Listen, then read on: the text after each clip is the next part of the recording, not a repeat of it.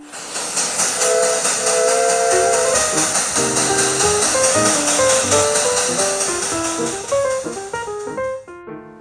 been collecting trains since approximately 1948. I bought my first train in 1949. The first train I bought was the one that I saved up for a whole year to be able to purchase. It was a nice large steam engine and came with cars and all the track that you needed to operate it, and I bought that in 1949. First trains I remember was probably when I was about 5 or 6 years old. My father had a train from my older sister, younger brother. The only thing I was allowed to do was turn it on and off. He had it set up with a switch, like a light switch, and I could turn one switch and it would make it go. If I turned it off and turned another switch, it would go backwards. But I was not allowed to touch the train. That was my first recollection, probably around 1941, 42. At that time, trains were very popular.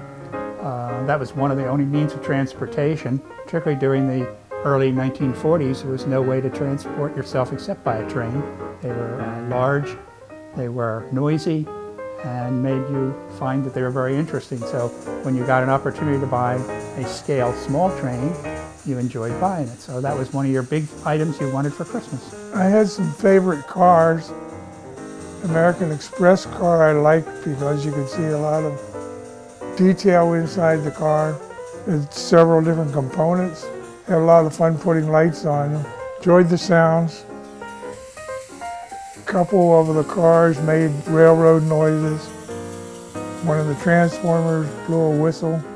It always seemed a shame to me to have to put trains in a box and not see them once or twice a year. So by putting them out on my walls, I was able to look at them whenever I wanted, or take them off the wall and maybe play with one or two and show guests what they look like and collect the different types. About 1988, I decided to get a model train to entertain some of my grandchildren. So I chose a G gauge, figuring the kids would have an easier time keeping it on track. And I had a lot of fun with it too.